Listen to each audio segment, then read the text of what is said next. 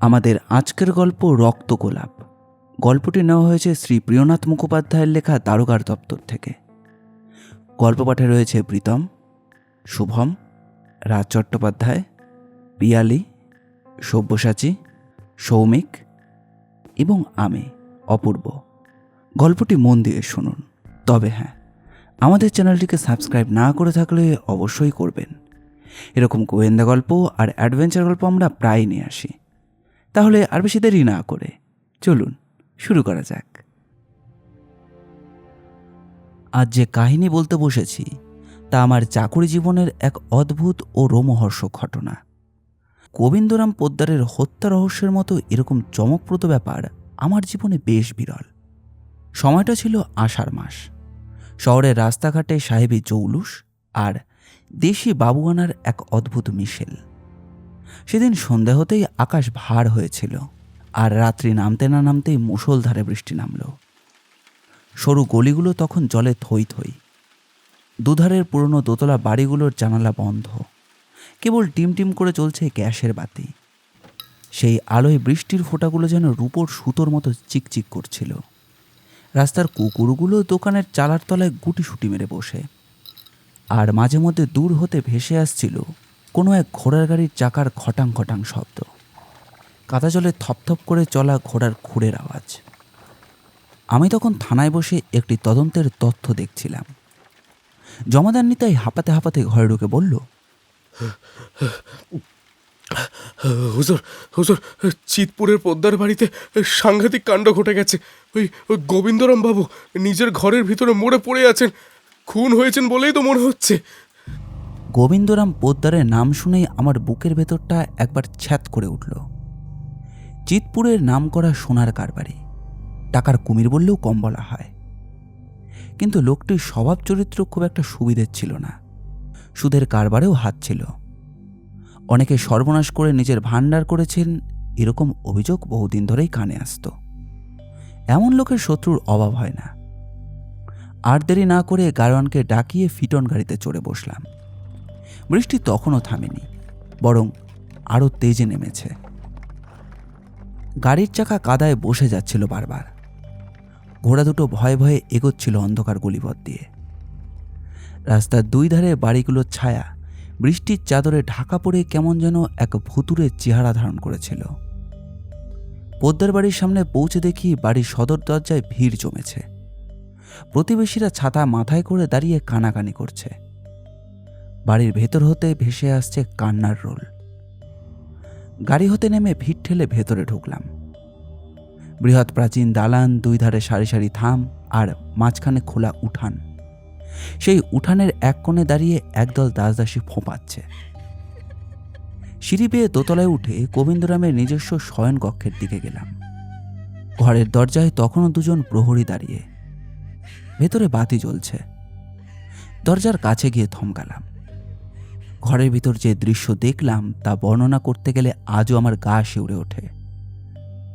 গোবিন্দরাম পোদ্দার তার নিজস্ব পালঙ্কের পাশে মেঝেতে পড়ে রয়েছেন, মুখ আকাশের দিকে ফেরানো, চোখ দুটি বিস্ফারিত, জিহ্বার কিছুটা বাইরেও বেরিয়ে রয়েছে। গলার চারিদিকে কোনো স্পষ্ট দাগ, কোনো সরু বা পাকানো বস্তু দিয়ে তার যে শ্বাসরোধ করা হয়েছে এ বিষয়ে আর কোনো সন্দেহ রইল না। কাছেই পড়েছিল একখণ্ড লাল রেশমি ফাঁস, এবং সেটা দিয়ে যে খুনটি সম্পন্ন হয়েছে তা প্রথম দর্শনেই বোঝা গেল। আর সেই মৃতদেহের ঠিক পাশটিতে কেউ যেন সযত্নে সাজিয়ে রেখেছে একটি লাল টকটকে গোলাপ। তার পাপড়িতে তখনও এক ফোঁটা রক্তের ছোপ লেগে। আমি কিছুক্ষণ স্তব্ধ হয়ে দাঁড়িয়ে রইলাম। এই চাকুরিতে কতই মৃতদেহ দেখেছি, কিন্তু এমন বিচিত্র নাট্যমঞ্চের দৃশ্যের মতো সাজানো হত্যাকাণ্ড এই প্রথম। মনে মনে ভাবলাম, এ কোনো সাধারণ ডাকাত বা তস্করের কাজ নয়। এর পেছনে একটা মাথা রয়েছে, শীতল হিসেবি মাথা।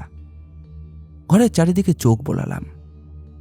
জানালাগুলো ভেতর থেকে বন্ধ, ছিটকিনি লাগানো, কোথাও কোনো ভাঙার চিহ্ন নেই।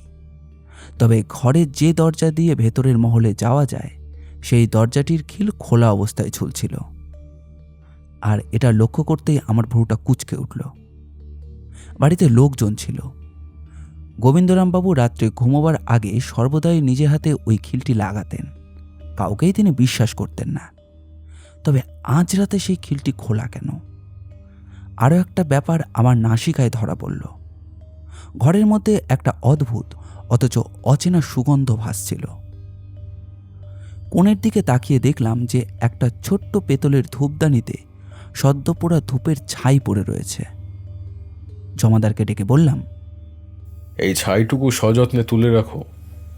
ইহা সাধারণ ধূপ নয় বলেই মনে হচ্ছে। বেনারসি বিশেষ সুগন্ধির গন্ধ ইহাতে। আমার দীর্ঘদিনের অভিজ্ঞতায় এই গন্ধ চিনতে ভুল হলো না। সচরাচর সাধারণ গৃহস্থ ঘরে এটা ব্যবহার করা হয় না। দামি ও বিরল ধূপ। এমন সময় নিচের উঠোন হতে হইচই শোনা গেল। প্রহরীরা একটি লোককে ধরে টানতে টানতে নিয়ে আসছে। নিচে নেমে দেখি বাড়ির পুরনো ভৃত্য রায়চরণ। বয়স 40-এর কাছাকাছি। রোগা চেহারা, ভয়ে থরথর করে কাঁপছে। তার কপালের ভাঁজে লুকোনো ছিল একটি রেশমের থলি, আর তাতে কিছু স্বর্ণমুদ্রা। প্রহরীরা জানালো যে পেছনের দরজা দিয়ে চুপি চুপি পালাবার তাল করছিল সে, আর তাই তাকে ধরা হয়েছে। আমি কড়া গলায় জিজ্ঞাসা করলাম, বলো রায়চরণ, এই টাকা কোত্থেকে এলো? রায়চরণ কাঁদতে কাঁদতে বলল, হুজুর, আমি চুরি করিনি। আমার প্রাপ্য মাইনে বাকি ছিল অনেক দিনের। আমি ভয়ে পালাচ্ছিলাম, কারণ আমি জানি বাড়িতে খুন হয়েছে আর আমার ওপরই সন্দেহ পড়বে। তার কথায় যুক্তি ছিল বটে, কিন্তু একজন দারোগার মন এত সহজে বিশ্বাস করে না।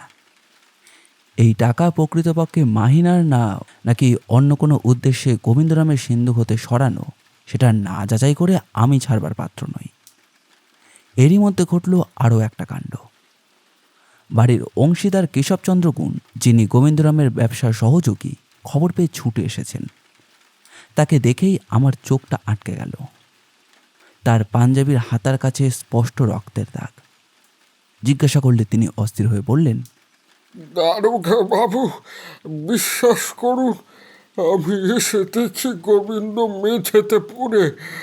আমি তাকে ধরতে গিয়েছিলুম, তোলবার চেষ্টা করেছিলুম, তাতেই এই দাগ লেগে আছে।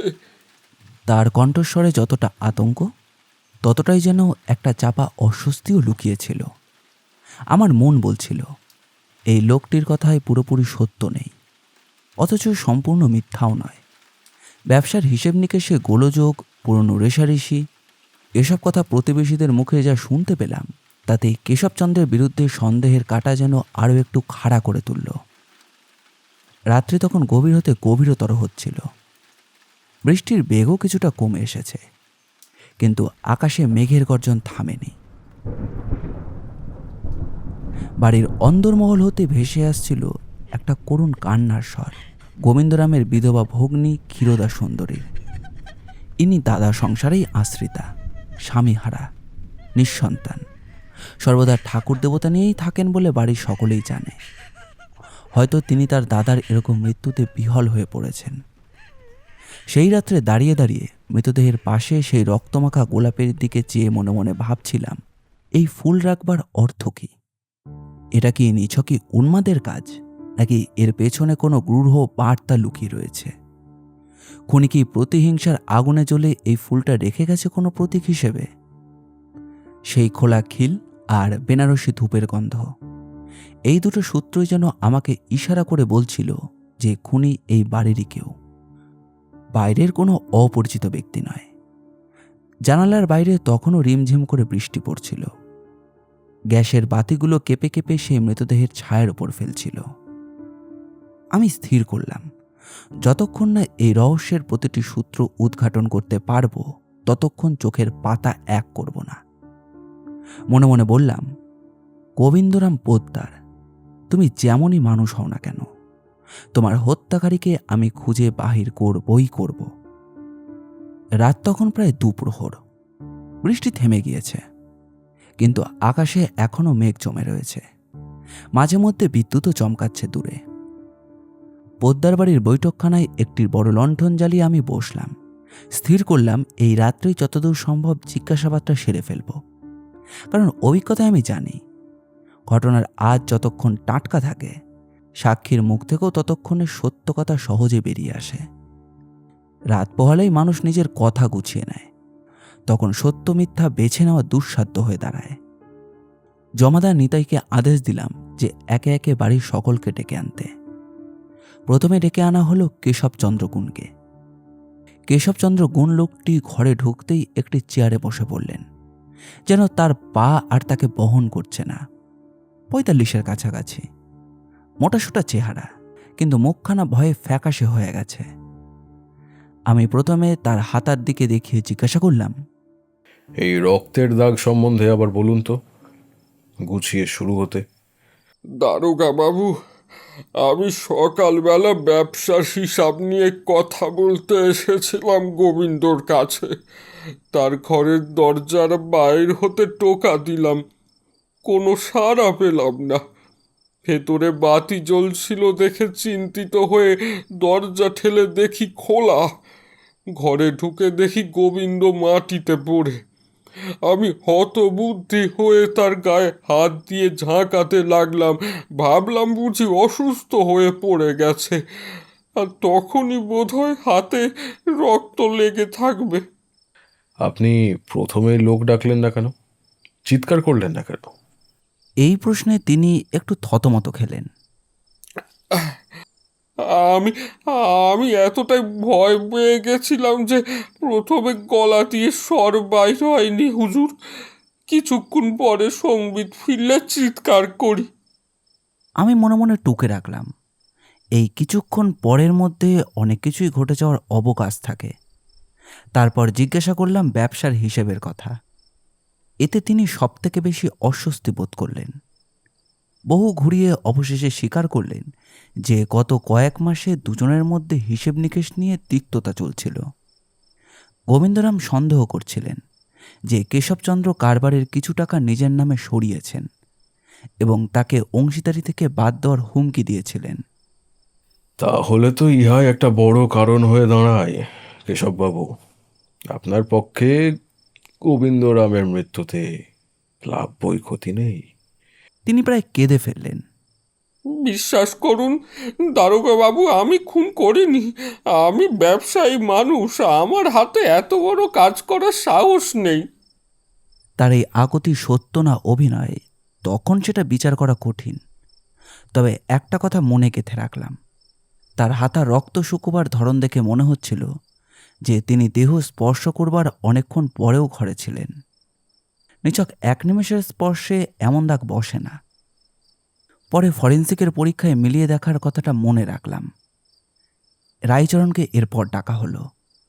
ভয়ে তার সমস্ত শরীর তখনও কাঁপছিল। তাকে বসতে বলেই নরম স্বরেই প্রথমে কথা শুরু করলাম। অভিজ্ঞতায় জানি, ভীত মানুষকে আরো ভয় দেখালে সত্য কথা বেরিয়ে আসতে চায় না, বরং গুলিয়ে যায়। রায়চরণ, তুমি কদিন এই বাড়িতে আছো? 25 বছর হুজুর। আমি এই বাড়িতেই বড় হয়েছি। আজ রাত্রে ঠিক কী ঘটেছিল একটু খুলে বলো। রায়চরণ কাঁপা কাঁপা গলায় বলল, হুজুর, আমার মাইনা 3 মাসের বাকি পড়েছিল। কর্তা বড়ই কৃপণ ছিলেন, বারবার চাইলেও দিতেন না।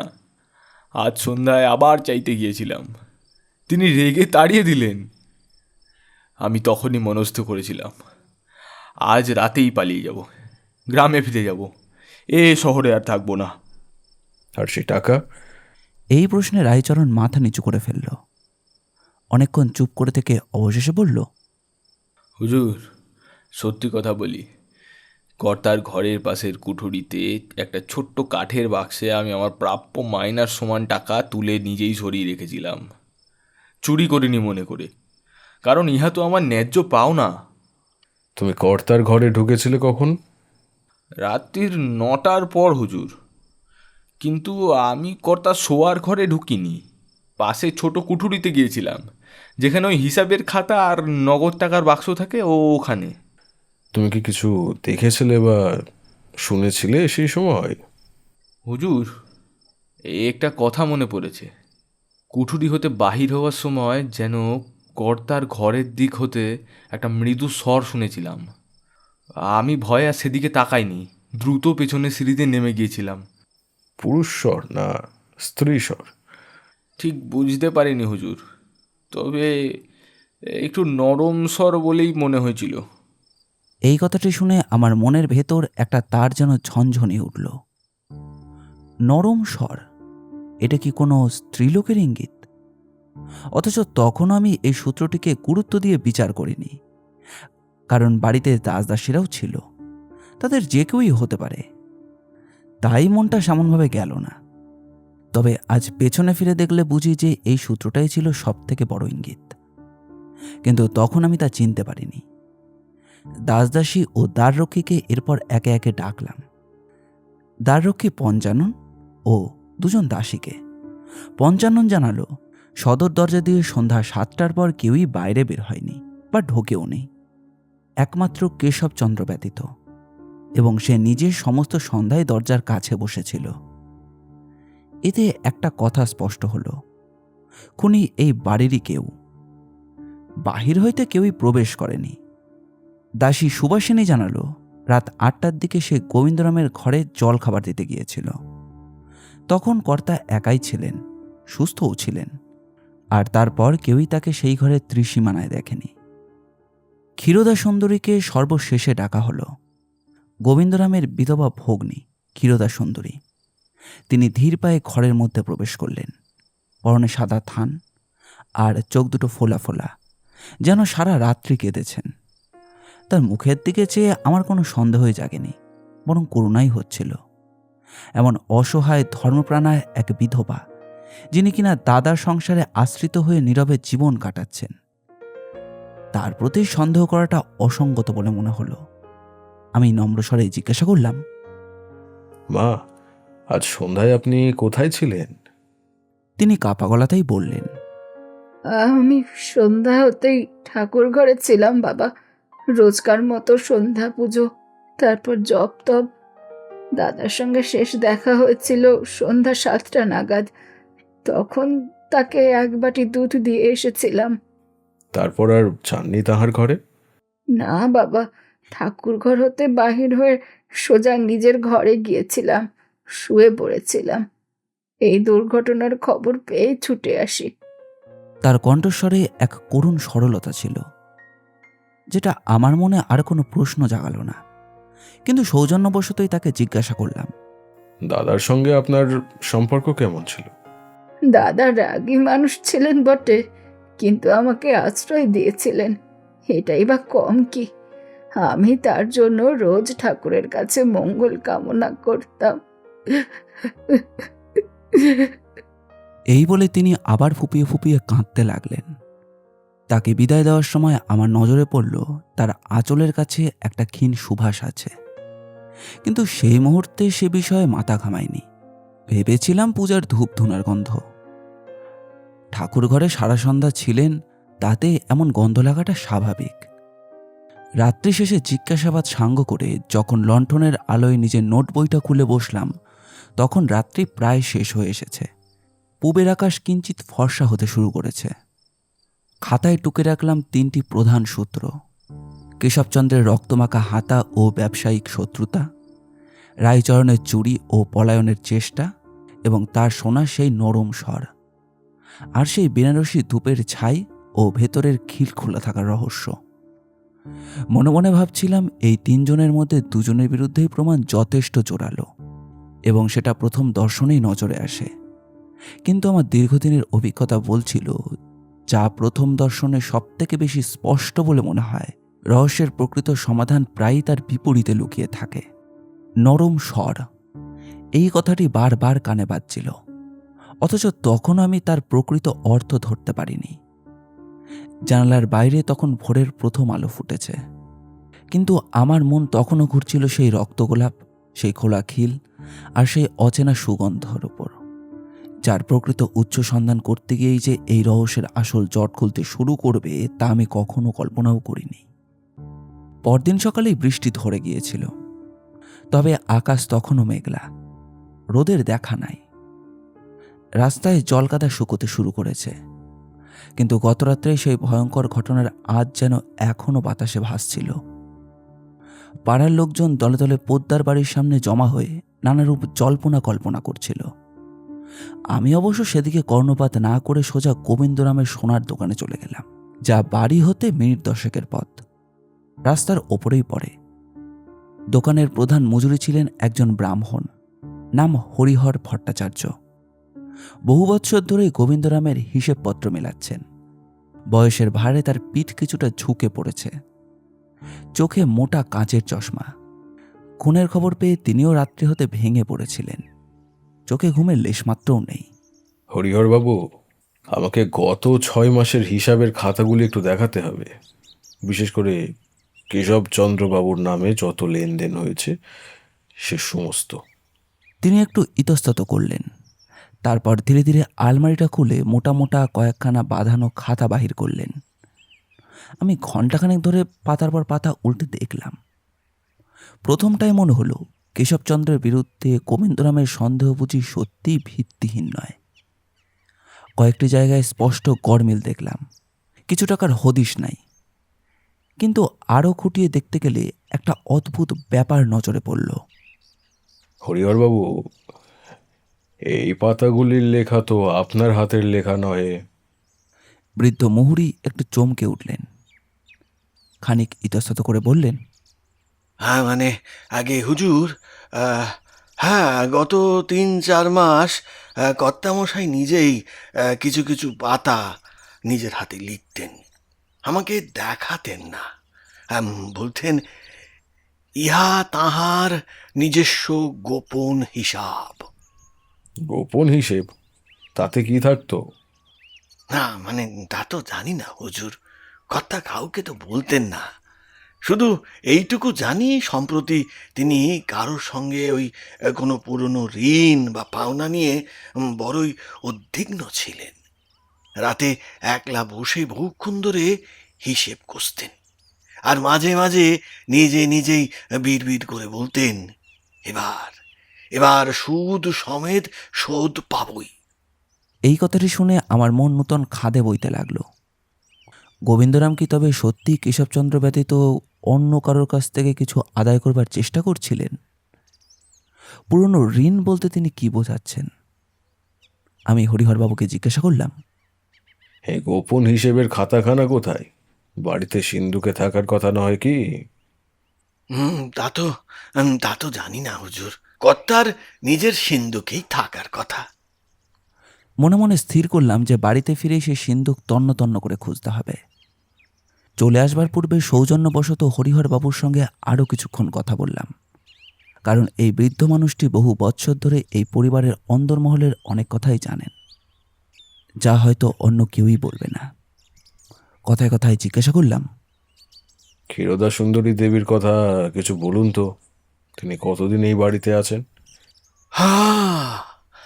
আরে বড় দুঃখী মেয়ে মানুষ হুজুর, বিয়ের বছর 2-এর মধ্যেই স্বামী মারা যায়, সন্তানাদি হয়নি। তারপর থেকেই তো ওই দাদার সংসারে আশ্রয়। কিন্তু এই বলে তিনি থেমে গেলেন, কিছু বলতে গিয়েও যেন সামলে নিলেন। কিন্তু কি হরিহরবাবু, খুলে বলুন, ইহা তদন্তের প্রয়োজনে জিজ্ঞাসা করছি আমি। হুজুর, কর্তামশাই বড়ই কঠোর প্রকৃতির মানুষ ছিলেন, নিজের ভগ্নীর প্রতিও দয়া মায়া দেখাননি। শুনেছি ওই বিধবা হওয়ার পর তাহার যে অল্প কিছু গহনাপত্র বাপের বাড়ি থেকে পেয়েছিল, তাও তাও কর্তা ওই নিজের জিম্মায় নিয়ে নিয়েছিলেন।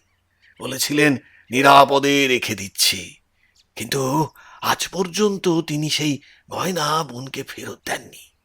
আশ্রিতা বলে দিদিমণি মুখ বুজে সহ্য করে গেছেন, কোনোদিন প্রতিবাদ করতে শুনিনি।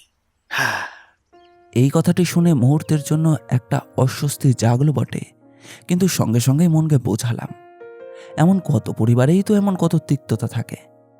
তা বলে একজন অসহায় ধর্মপ্রাণা বিধবা যে তার নিজের দাদাকে হত্যা করবেন, এমন চিন্তা আমার মাথায় স্থানও পেল না। বরং মনে হলো এতে ক্ষীরোদা সুন্দরীর প্রতি একটু সহানুভূতিই বাড়ল। কি কষ্টেই না তিনি কাটিয়েছেন এতগুলো বৎসর। তবে দারোগার মন বলে কথা, প্রতিটি তথ্যই খাতায় টুকে রাখলাম, ভবিষ্যতে কাজে লাগতে পারে ভেবে। দোকান থেকে বাহির হয়ে আমি নিতাইকে সঙ্গে নিয়ে গেলাম সেই অংশে যেখানে সুগন্ধি দ্রব্য ও পূজার সামগ্রীর দোকানগুলো সারি সারি দিয়ে বসেছে। কাল রাতে সংগ্রহ করা সেই ধূপের ছাই নিয়ে এক এক করে দোকানে গেলাম। বেশিরভাগ দোকানেই মাথা নেড়ে বলল যে এটা কোনো সাধারণ পণ্য নয়। চতুর্থ দোকানে গিয়ে সুবিধে হলো। বৃদ্ধ দোকানি ছায়ের গন্ধ শুকে একটুখানি হাতে নিয়ে কচলে বললেন, হুজুর, ইহা বেনি মাধব সুবাস, একেবারে বেনারস হতে আসে, আর খুবই দামি। আর সচরাচর সাধারণ গৃহস্থ কেনে না। আর শুধু বড় বড় ঠাকুর বাড়িতে বা যাহারা করা নিয়মে নিত্য পূজা করেন, এমন 2-4 জন খদ্দেরই ইহা কেনেন। আমার দোকানে মাসে হয়তো এই 1-2 বার বিক্রি হয়। কে কে কেনেন বলতে পারবেন? দোকানি একটু ভেবে 2-3টে নাম বললেন। একজন বিখ্যাত জমিদার গৃহিণী, একটি মঠের পূজারী, আর আর হ্যাঁ, পোদ্দার বাড়িতে এক দিদিমণিও মাঝে মধ্যে লোক পাঠিয়ে এই ধূপ কেনেতেন, নিজে ঠাকুরের জন্য, বা বলা ভালো নিজে ঠাকুর ঘরের জন্য। এই কথাটি কানে যেতেই বুকের ভেতরটা এক মুহূর্তের জন্য যেন স্তব্ধ হয়ে গেল। কিন্তু পরক্ষণে নিজেকে সামলে নিলাম। এতে আর আশ্চর্যের কি আছে? ক্ষীরোদা সুন্দরী তো নিজেই বলেছেন যে তিনি নিত্য পুজো করেন। তার ঘরে এমন ধূপ থাকা তো স্বাভাবিকই। এই ধূপ সমস্ত বাড়িতেই ব্যবহৃত হতে পারে। গোবিন্দরামের নিজের ঘরেও হয়তো পুজোর সময় ব্যবহৃত হয়ে থাকবে। তবু একজন দারোগা হিসেবে এই তত্ত্বটুকু আগ্রহ করবার উপায় ছিল না। মনে মনে ভাবলাম তাদের বাড়িতে গিয়ে ক্ষীরোদা সুন্দরীর ঠাকুর ঘরটিও একবার ভালো করে দেখতে হবে। বৈকালের দিকে পুনরায় পোদ্দার বাড়িতে গেলাম। গোবিন্দরামের শোবার ঘরে গিয়ে কোণে লোহার সিন্দুকটি পরীক্ষা করলাম। চাবি কার কাছে থাকে জিজ্ঞাসা করতেই জানা গেল চাবির গোছা সর্বদা কোমরেই বেঁধে রাখতেন কর্তা। মৃতদেহের কাছেই তা পাওয়া গিয়েছিল। সিন্দুক খুলে দেখলাম যে নগদ টাকা, কিছু দলিলপত্র আর একটি ছোট্ট চামড়ায় বাঁধানো একটা খাতা। খাতা খুলে পাতা উল্টাতেই বুঝলাম যে এটাই সেই গোপন হিসেব। পাতাগুলোতে এলোমেলো হাতের লেখায় নাম ও অঙ্কের ফর্দ। একটি পাতায় চোখ আটকে গেল। সেখানে লেখা ছিল একটি পুরনো তারিখ, প্রায় 12 বছর আগেকার। আর তার পাশে কয়েকটা অস্পষ্ট শব্দ। কয়ের গহনা বন্ধক, সুদ সমেত হিসেব বাকি। ক অক্ষরটি দেখে মনে খটকা লাগলো। এটা কার নাম হতে পারে? খাতার এই অংশটুকু ছিঁড়ে নিয়ে নিরাপদে রাখলাম। ভাবলাম যথাসময়ে এর প্রকৃত অর্থ উদ্ধার করতে হবে। সন্ধে নামতে নামতে আমি বাড়ি থেকে বাইরে বেরিয়ে এসে দাঁড়ালাম। আকাশে তখন আবার মেঘ জমেছে। মনের মধ্যে 3টি সূত্র পরস্পরের সঙ্গে জট পাকিয়ে যাচ্ছিল। কেশবচন্দ্রের হিসেবের গরমিল, রায়চরণের শোনা সেই নরম স্বর, আর এখন সেই কয়ের পুরনো হিসেব। এরই মধ্যে আরও একটা কথা জানা গেছে। সেই দামি ধূপ এ বাড়িতে মাত্র একজনই ব্যবহার করেন বলে জানা গেল। তখনও আমার মন ক্ষীরোদা সুন্দরীর দিকে সন্দেহের আঙুল তুলতে রাজি হচ্ছিল না। এমন একজন অসহায় ধর্মভীরু বিধবা নারীর পক্ষে এত বড় পরিকল্পনা হত্যাকাণ্ড ঘটানো আমার যেন একেবারেই বিশ্বাসের বাইরে। কিন্তু দারোগা জীবনের অভিজ্ঞতা আমাকে বারবার শিখিয়েছে, মানুষের বাহিরের রূপ আর ভেতরের সত্য অনেক সময় সম্পূর্ণ বিপরীত মেরুতে বাস করে। আমি স্থির করলাম পরদিন ক্ষীরোদা সুন্দরীর ঠাকুরঘর ও তার নিজস্ব সিন্দুক বাক্স 2 খুঁটিয়ে দেখব। নেহাত সতর্কতা হিসাবে, সন্দেহ হিসেবে নয়। এমনটাই তখন নিজেকে বোঝালাম। পরদিন সকালে থানায় গিয়েই বন্দোবস্ত করলাম একজন স্ত্রী কনস্টেবলের, নাম মঙ্গলা। ভদ্রঘরের অন্তঃপুরে পুরুষ দারোগার একা প্রবেশ করা রীতিবিরুদ্ধ, বিশেষ করে একজন বিধবা রমণীর নিজস্ব শয়ন ও পূজার কক্ষে। তাই মঙ্গলাকে সঙ্গে নিয়েই পোদ্দার বাড়ির দিকে রওনা হলাম। মনে মনে এই বলে নিজেকে সান্ত্বনা দিচ্ছিলাম যে এটা নিছকই তদন্তের একটা নিয়মমাফিক অংশ। ক্ষীরোদা সুন্দরীর প্রতি বিশেষ সন্দেহবশত নয়। বাড়ি পৌঁছে ক্ষীরোদা সুন্দরীকে জানালাম, তদন্তের প্রয়োজনে তাহার ঘর ও ঠাকুর ঘর একবার দেখতে হবে। প্রথমটায় তিনি একটু চমকে উঠলেন, তারপর নতমুখে সম্মতি জানালেন। যা প্রয়োজন মনে করেন দেখুন বাবা, আমার তো লুকোনোর কিছু নেই। তার ঠাকুর ঘরটি ছোট কিন্তু অত্যন্ত পরিপাটি। এক কোণে রাধাকৃষ্ণের বিগ্রহ, প্রদীপ ধূপদানি আর ফুলের সাজে। মঙ্গলা ভেতরে গিয়ে খুঁটিয়ে দেখতে লাগলো। আমি দরজার বাইরেই দাঁড়িয়ে রইলাম, শুধু চারিদিকে নজর রাখছিলাম।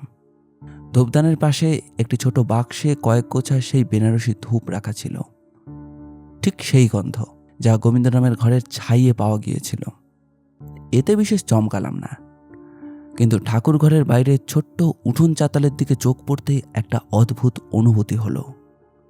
সেখানে সারি দিয়ে কয়েকটা টবে গোলাপ গাছ, আর সবগুলি সেই একই জাতের গাঢ় লাল গোলাপ, ঠিক সেই ফুলের মতো যা গোবিন্দরামের মৃতদেহের পাশে পড়েছিল। আমি থমকে দাঁড়ালাম, মনে মনে ভাবলাম, এটা কি নিছকই কাকতালীয়?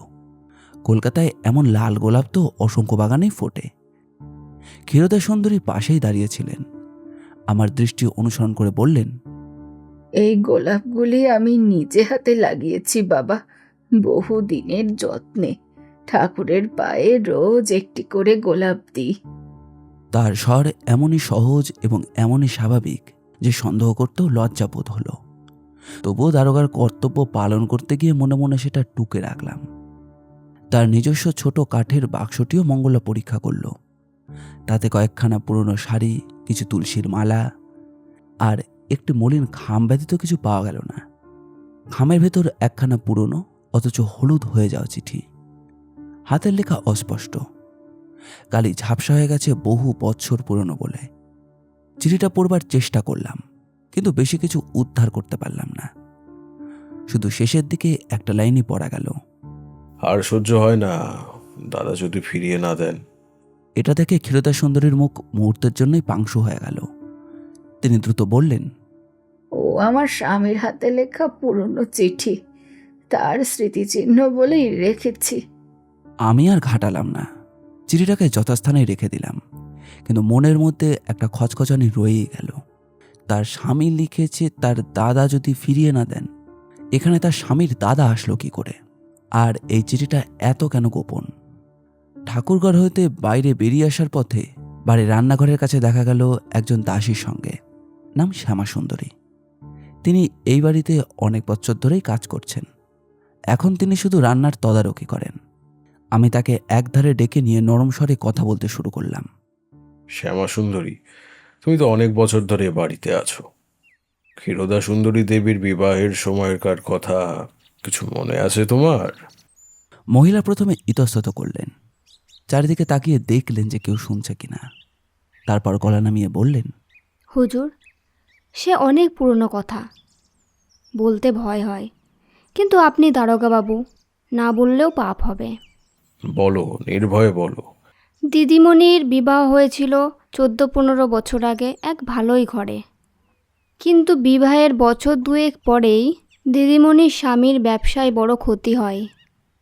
তিনি কর্তামশায়ের কাছে সাহায্য চাইতে এসেছিলেন।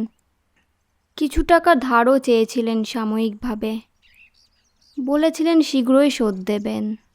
কর্তামশাই সাহায্য তো করেননি, উল্টে কড়া কথা শুনিয়ে তাড়িয়ে দিয়েছিলেন। বলেছিলেন ব্যবসা বুঝতে না জানলে ব্যবসায় নামা কেন। তারপর মাসখানেকের মধ্যেই দিদিমণির স্বামী আত্মহত্যা করেন হুজুর।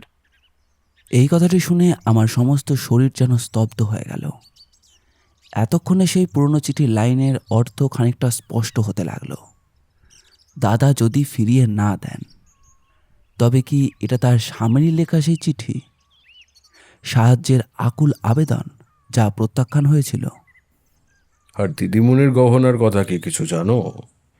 আমি জিজ্ঞাসা করলাম। মনে পড়ল হরিহর বাবুর বলা কথা। শ্যামাসুন্দরী মাথা নেড়ে বললেন, হ্যাঁ হুজুর, স্বামী মারা যাওয়ার পর দিদিমণি নিরুপায় হয়ে দাদার আশ্রয়ে ফিরে আসেন। তখন কর্তামশাই বলেছিলেন, তোমার গয়নাগুলি আমার কাছে রেখে দাও, নিরাপদে থাকবে। কিন্তু আজ পর্যন্ত একটা কড়িও ফেরত পায়নি দিদিমণি। বহুবার কেঁদে কেঁদে চেয়েছেন। কর্তামশাই প্রতিবারই ফিরিয়ে দিয়েছেন নানা অজুহাতে। আমি স্তব্ধ হয়ে দাঁড়িয়ে রইলাম। একদিকে এই কাহিনী শুনে ক্ষীরোদা সুন্দরীর প্রতি করুণায় বুকটা ভরে উঠেছিল। কি অসহনীয় দুঃখই না সহ্য করেছেন এই নারী। স্বামী হারা হয়ে নিঃস্ব হয়ে তবুও নিজের রক্তের ভাইয়ের ঘরে আশ্রিতা হয়ে মুখ বুজে পড়ে থেকেছেন এতগুলি বৎসর। অন্যদিকে দারোগার মন যেন একটা আমোঘ চুক্তির দিকে টানছিল। এমন দীর্ঘ, গভীর আর চাপা যন্ত্রণা কি একদিন বিস্ফোরিত হতে পারে না? 12-14 বছরের অপমান, ক্ষোভ, অসহায়তা কি কারোর প্রতি প্রতিহিংসার বীজ বপন করতে পারে না? তবুও নিজেকে সংযত করলাম। ইহা নিছক অনুমান নয়, ইহা নিছক অনুমান, প্রমাণ নয়। একজন দারোগা হিসেবে আমার কর্তব্য সন্দেহের বশে নয়, প্রমাণের ভিত্তিতেই চলা। সেই রাত্রে থানায় নিজের ঘরে বসে বসে সমস্ত সূত্রগুলো আবার সাজাতে বসলাম। খাতায় লিখলাম: 1. কেশবচন্দ্র। ব্যবসায়িক শত্রুতা, রক্তমাখা জামা, কিন্তু আচরণে অপরাধী দৃঢ়তার চেয়ে ভীরুতার প্রকটই বেশি। 2. রায়চরণ। সামান্য চুরি ও পলায়নের চেষ্টা, কিন্তু হত্যার মতো সাহস বা কারণ তাদের কাছে নেই বলেই মনে হয়। তার শোনা নরম স্বর এখন সবথেকে গুরুত্বপূর্ণ সূত্র বলে মনে হচ্ছে। 3. ক্ষীরোদা সুন্দরী।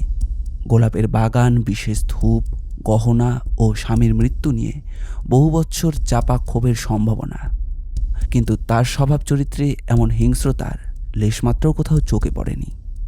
আর তিনি একজন নারী, তার পক্ষে এমন খুন করাটা কি সম্ভব? কলম হাতে নিয়ে বহুক্ষণ স্থির হয়ে বসে রইলাম। জানালার বাইরে রাত্রির অন্ধকারে ঝিঝি পোকার ডাক, দূর থেকে কোথাও একটা হঠাৎ কুকুর ডেকে উঠল।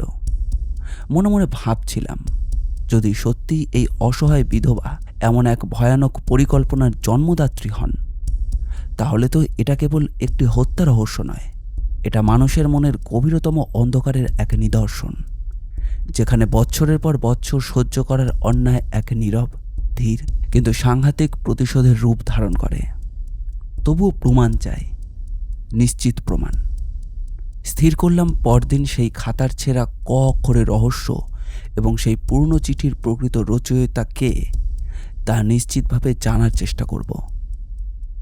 আর প্রয়োজনে রায়চরণকে দিয়ে আরও একবার সেই নরম সুর এর কথাটা খুঁটিয়ে শুনব। পরদিন সকালে থানায় রায়চরণকে পুনরায় আনালাম।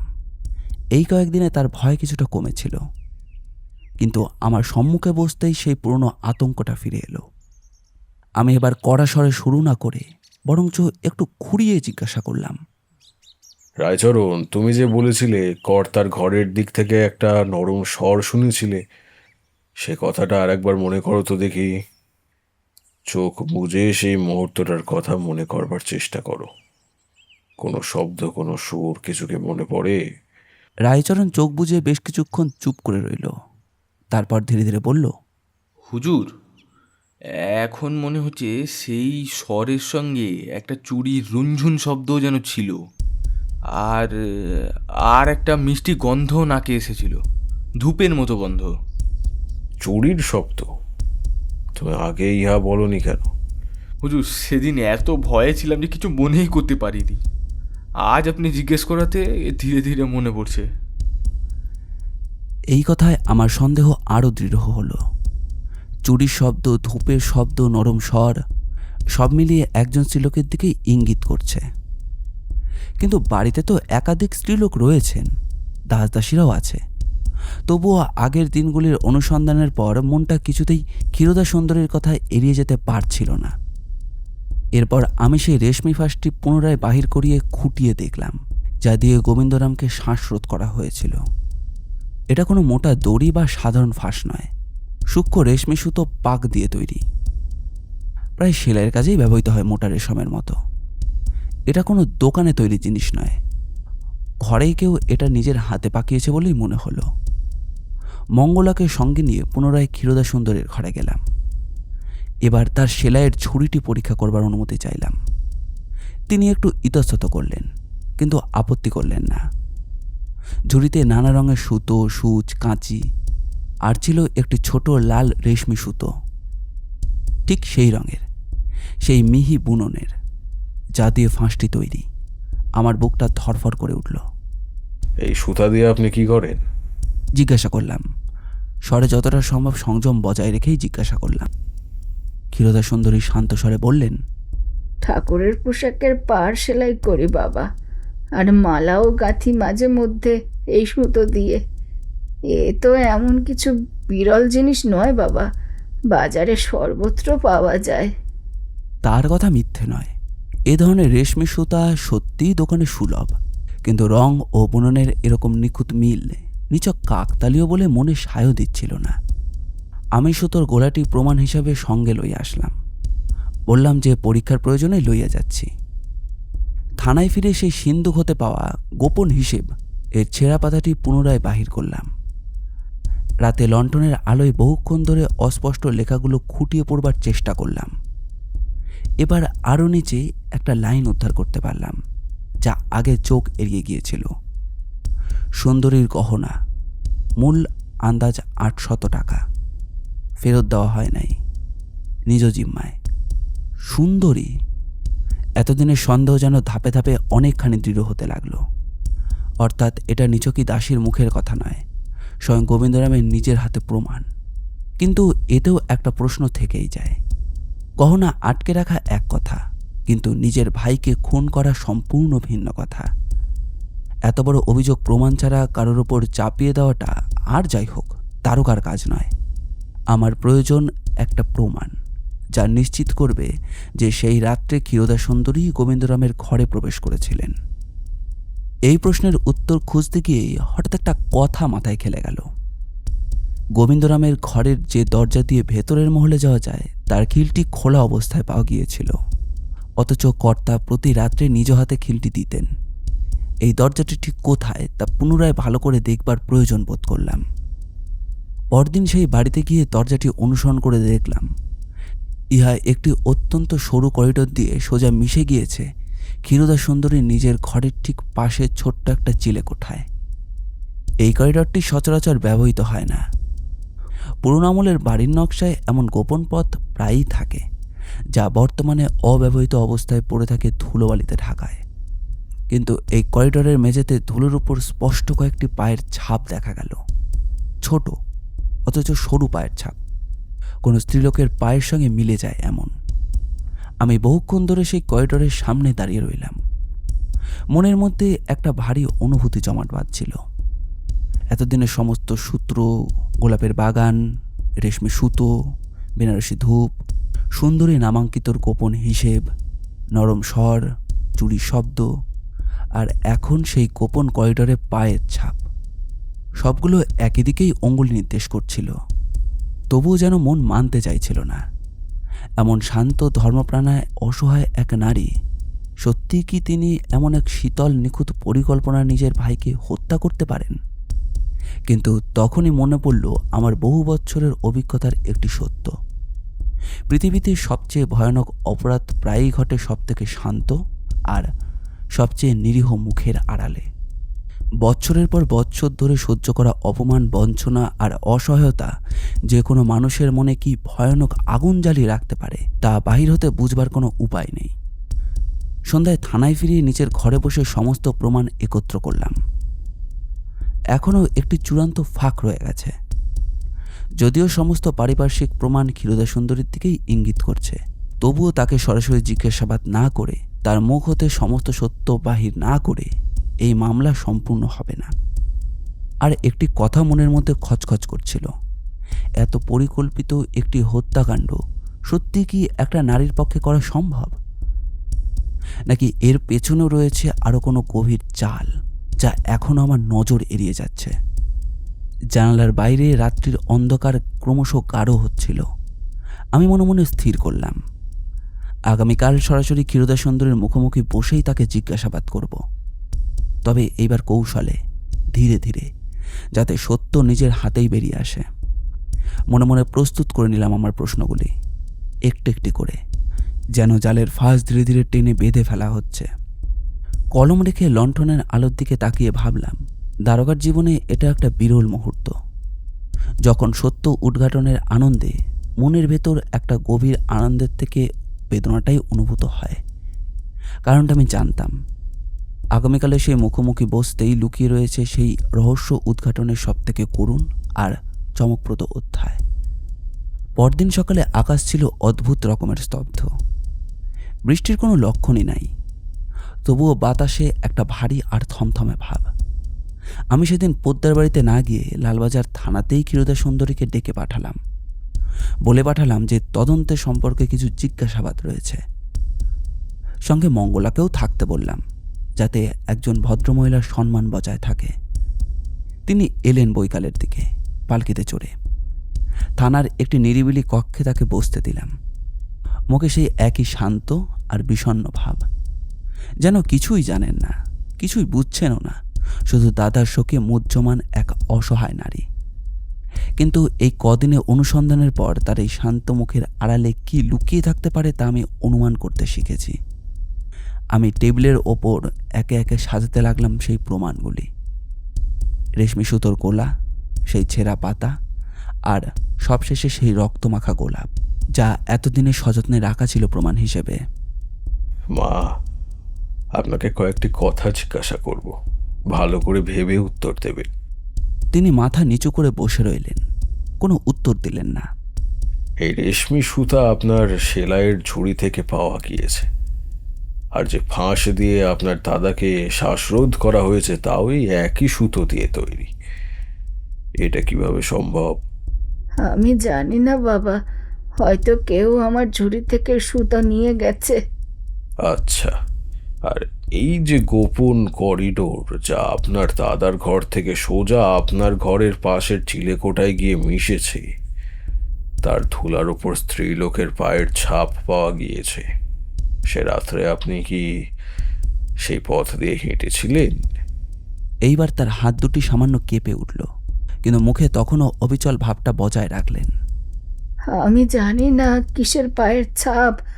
আমি তো বলেছি সেই রাত্রে আমি নিজের ঘরে ছিলাম। আমি এবার সেই ছেঁড়া পাতাটি তার সম্মুখে রাখলাম। এটা আপনার দাদার নিজের হাতের লেখা, তার সিন্দুক থেকে পাওয়া গিয়েছে, বুঝলেন? এতে লেখা আছে আপনার গহনা তিনি নিজের জিম্মায় রেখেছিলেন। মূল্য 800 টাকা, আজও ফেরত দেন নাই। আর শ্যামা সুন্দরী আমাকে বলেছে আপনার স্বামীর কাহিনী, কিভাবে সাহায্য না পেয়ে তিনি আত্মহত্যা করেছিলেন। এই কথাটা শুনিবা মাত্রই ক্ষীরোদা সুন্দরী সেই দীর্ঘদিনের অবিচল মুখোশ যেন এক নিমেষেই ফেটে পড়ল। তার সমস্ত শরীর কাঁপতে লাগলো, চোখ দিয়ে অশ্রু গড়িয়ে পড়তে লাগলো অবিরল ধারায়। কিছুক্ষণ তিনি কোনো কথা বলতে পারলেন না, শুধু ফুপিয়ে কাঁদতে লাগলেন। আমি চুপ করে অপেক্ষা করলাম। এই মুহূর্তে কোনো প্রশ্ন নয়, শুধু নীরবতাই সবথেকে বড় অস্ত্র, শুধু নীরবতাই সবচেয়ে বড় অস্ত্র। তিনি মুখ তুললেন। তার চোখে আর কোনো ভয় ছিল না, বরং এক দীর্ঘ ক্লান্ত আর ভারাক্রান্ত শ্রান্তি ফুটে উঠল, যেন বৎসরের পর বৎসর বহন করা এক দুঃসহ বোঝা এবার নামিয়ে রাখার সময় এসেছে। হ্যাঁ দারোগা বাবু। তিনি ধীরে ধীরে বলতে শুরু করলেন। তার স্বর কাঁপছিল, কিন্তু কথাগুলো স্পষ্ট। আমি খুন করেছি আমার দাদাকে। থানা সেই ছোট্ট কক্ষ যেন থমকে গেল। মঙ্গলা পাশে দাঁড়িয়ে হতবাক হয়ে গেল। বলুন। আমি শুধু এইটুকুই বলতে পারলাম। আপনি জানেন না দারোগা বাবু, 12 বৎসর ধরে আমি কি সহ্য করেছি। তিনি বলতে লাগলেন। তার স্বরে এখন আর কান্না নাই, শুধু এক গভীর আর শীতল যন্ত্রণা। আমার স্বামী যখন আত্মসম্মান হারিয়ে ঋণের বোঝার সইতে না পেরে নিজের প্রাণ দিলেন, তখন আমি ছুটে গিয়েছিলাম দাদার কাছে। ভেবেছিলাম রক্তের সম্পর্ক তো, নিশ্চয়ই আশ্রয় দেবেন, সান্ত্বনা দেবেন। দাদা আশ্রয় দিলেন বটে, কিন্তু প্রতিটি দিন আমাকে মনে করিয়ে দিয়েছেন যে আমি তার করুণার পাত্র, তার দয়ায় বেঁচে আছি। আমার গহনা নিয়ে নিলেন নিরাপদে রাখবেন বলে, অথচ তা দিয়েই তিনি নিজের ব্যবসা আরও বাড়ালেন। আর আমাকে বৎসরের পর বৎসর একটি পয়সার জন্য হাত পাততে হয়েছে। তিনি একটু থেমে গভীর নিঃশ্বাস নিলেন। প্রতিদিন প্রতিদিন সকালে ঠাকুরের পায়ে ফুল দিতাম, প্রার্থনা করতাম যেন আমার মনে ক্ষমার ভাব জাগে। কিন্তু প্রতি সন্ধ্যায় দাদার কণ্ঠস্বর শুনলেই সেই পুরনো অপমান নতুন করে বুকের মধ্যে জ্বলে উঠত। ধীরে ধীরে বুঝলাম এ আগুন নিভবার নয়, এটা বাড়তেই থাকলো যতদিন না তার মৃত্যু হচ্ছে। আমি অনেক ভেবেছি দারোগা বাবু, এক রাত্রের ক্ষণিক ক্রোধে এটা আমি করিনি। মাসের পর মাস পরিকল্পনা করেছি, জানতাম দাদা প্রতি রাত্রে নিজে হাতে খিল লাগান, কাউকে ঘরে ঢুকতে দেন না। কিন্তু সেই পুরনো করিডোরের কথা আমি জানতাম। ছোটবেলা থেকেই আমাদের বাবা মায়ের আমলে এটা ব্যবহৃত হতো, পরে বন্ধ হয়ে যায়। দাদাও ভুলে গিয়েছিলেন বোধহয় এর অস্তিত্বের কথা। সেই রাত্রে কি ঘটেছিল একটু খুলে বলো। সন্ধ্যায় দুধ দিয়ে আসবার সময় দাদার ঘরের ধূপদানিতে নিজের হাতের ধূপ জ্বালিয়ে দিয়েছিলাম। বলেছিলাম ঠাকুরের আশীর্বাদ স্বরূপ। এতে ঘরে সেই গন্ধ ছড়িয়ে গিয়েছিল, যাতে পরে আমার নিজের উপস্থিতির গন্ধ আলাদা করে কেউ বুঝতে না পারে। রাত্রি 9:30 নাগাদ যখন বাড়ির সকলে যে যার কাজে ব্যস্ত, আমি সেই গোপন করিডোর দিয়ে দাদার ঘরে ঢুকলাম। দাদা তখন পালঙ্কে বসে হিসাবপত্র দেখছিলেন। আমাকে দেখে প্রথমটায় বিরক্ত হয়ে বললেন, এত রাত্রে কি চাই? আমি বললাম, দাদা, তোমার সঙ্গে একটা কথা বলতে এসেছি, আমার গহনার কথা। তার স্বর এইবার আরো ক্ষীণ হয়ে এলো। তিনি আবারও সেই পুরনো কথাই বললেন, তোমার আর গহনার দরকার কি, বিধবা মানুষ? এই কথাটাই যেন আমার মধ্যে শেষ বাঁধ ভেঙে দিল। আমি আমার আঁচলে লুকিয়ে রাখা সেই রেশমি ফাঁস বের করলাম, যা আমি নিজে বহুদিন ধরে পাকিয়ে পাকিয়ে তৈরি করেছিলাম। তিনি হিসেবের খাতায় মগ্ন ছিলেন, টেরই পাননি যতক্ষণ না কাজ শেষ হলে আমি সেই গোলাপ, যা আমি প্রতিদিন ঠাকুরের জন্য তুলতাম, তারই একটি পাশে রেখে দিলাম। এটি প্রতীক ছিল দারোগাবাবু, আমার সেই ভালোবাসার প্রতীক, যা দাদা কোনো দিন বোঝেননি। আর সেই রক্তের প্রতীকও, যা তিনি বৎসরের পর বৎসর আমার হৃদয় থেকে ছড়িয়েছেন। তারপর সেই গোপন পথেই ফিরে এলাম নিজের ঘরে। খিলটা ভুলবশত বন্ধ করা হয়নি, তাড়াহুড়োয়। ঘরের মধ্যে দীর্ঘ নীরবতা নেমে এলো। আমি টেবিলের অপর প্রান্তে বসে এই অসহায় অথচ ভয়ানক এক অপরাধের হোতা নারীর দিকে চেয়ে রইলাম। আমার মনে তখন একই সঙ্গে কাজ করছিল দুটো সম্পূর্ণ বিপরীত অনুভূতি। একজন দারোগা হিসাবে কর্তব্য পালনের স্বস্তি আর রহস্য সমাধানের পেশাগত তৃপ্তি, তা তো ছিলই, কিন্তু তার সঙ্গে বুকের ভেতরে একটা তীব্র বেদনাও অনুভব করছিলাম।